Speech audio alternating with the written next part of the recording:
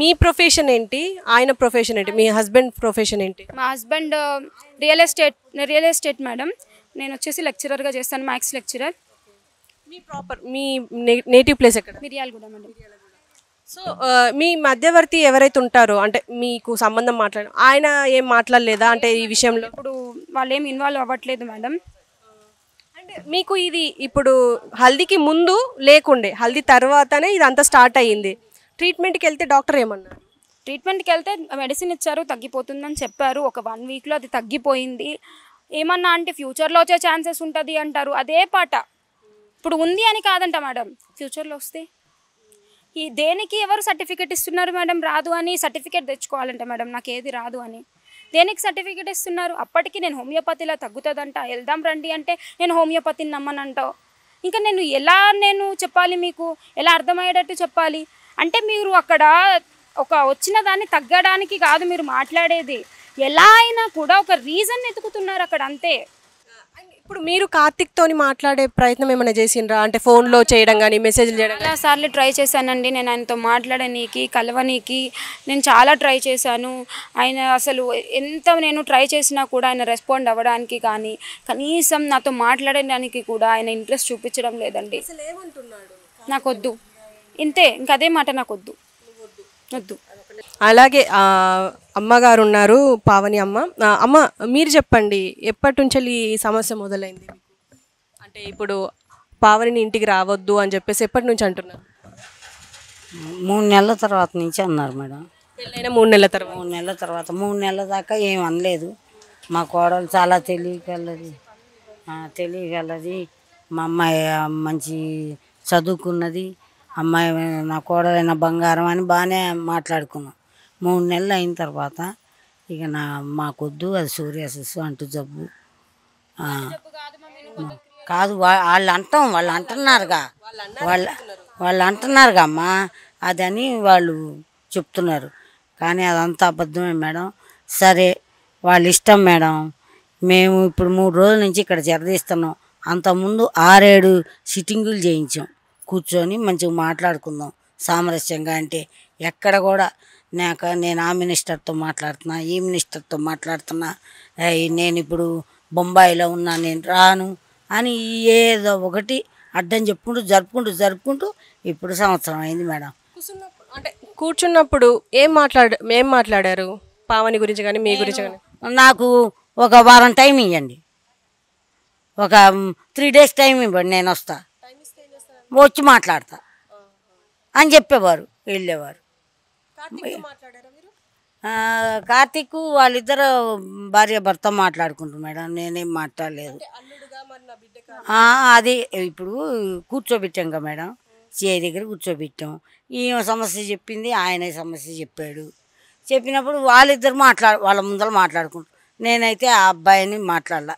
ఇంకా రాజిరెడ్డి గారితో ఫైట్ చేశా కానీ ఏంటన్నా అది ఇది అని నేను అబ్బాయితో అయితే నేనేం మాట్లాడలేదు. అంటే ఇప్పుడు మీరు అమ్మాయికి ఈ సంబంధం తీసుకొచ్చిన వ్యక్తి అయితే ఎవరైతే ఉన్నారో ఏం చెప్పారు? అంటే అబ్బాయి ఏం పని చేస్తాడు, ఏం చెప్పి మీకు ఈ సంబంధం రియల్ ఎస్టేట్ అని చెప్పాడు. అబ్బాయి మంచోళ్ళని చెప్పారు. వాళ్ళ మేనమామ నాకు సంబంధం తెచ్చిన అబ్బాయి ఇద్దరు ఫ్రెండ్స్ మేడం మాట్లాడారు.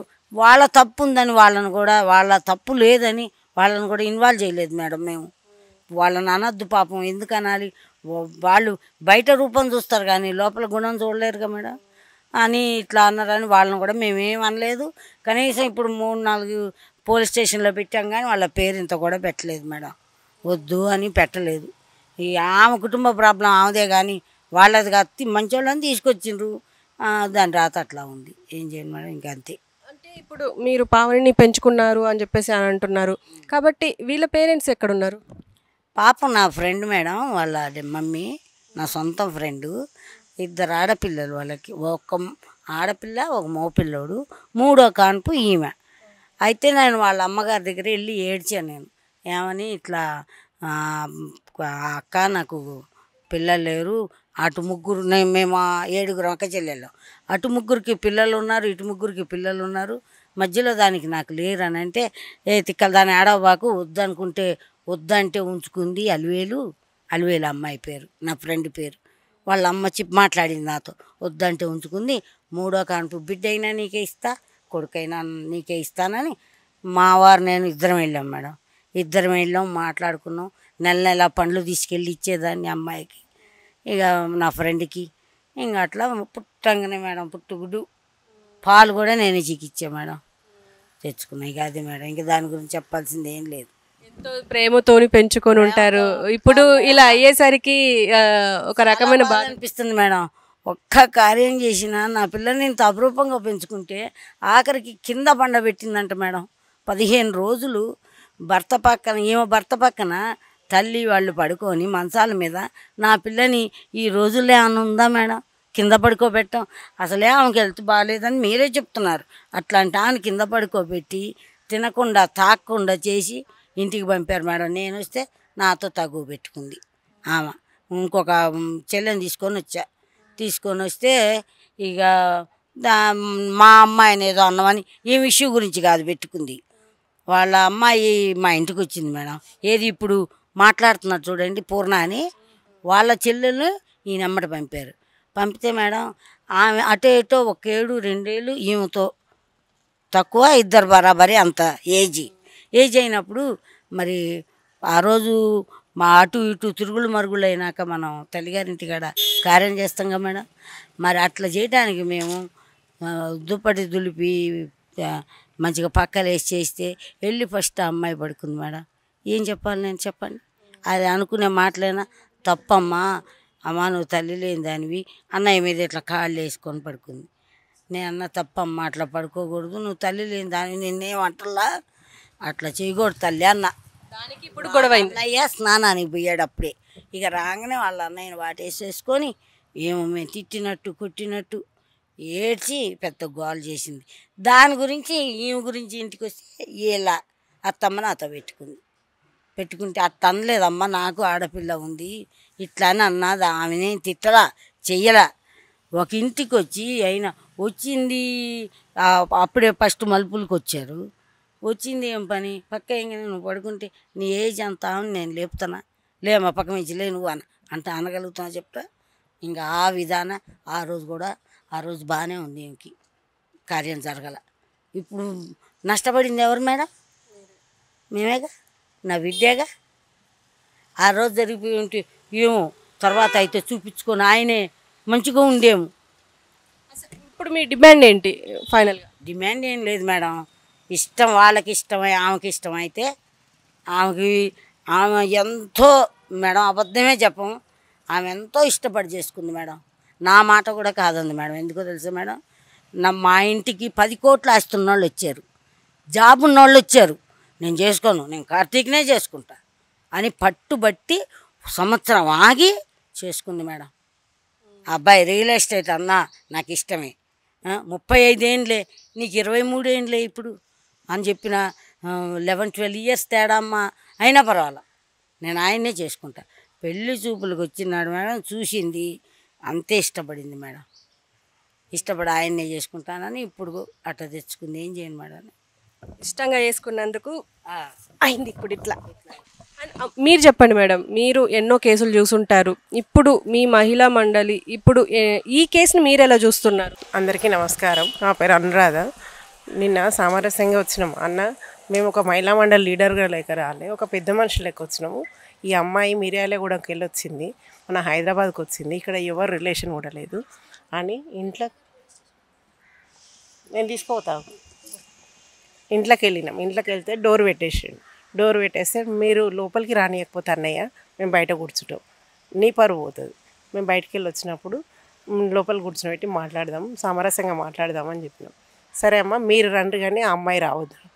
మేము అమ్మాయి తరఫు నుండి వచ్చినాం. అమ్మాయిని బయట పెట్టి మేము వచ్చి లోపల కూర్చొని మాట్లాడడం పద్ధతి కాదు. అమ్మాయిని కూడా కదా అని సామరస్యంగా మాట్లాడదామని చెప్పేసి కూర్చున్నాక వెనకటివి ముంగటివి అన్నీ తొమ్మినాయన.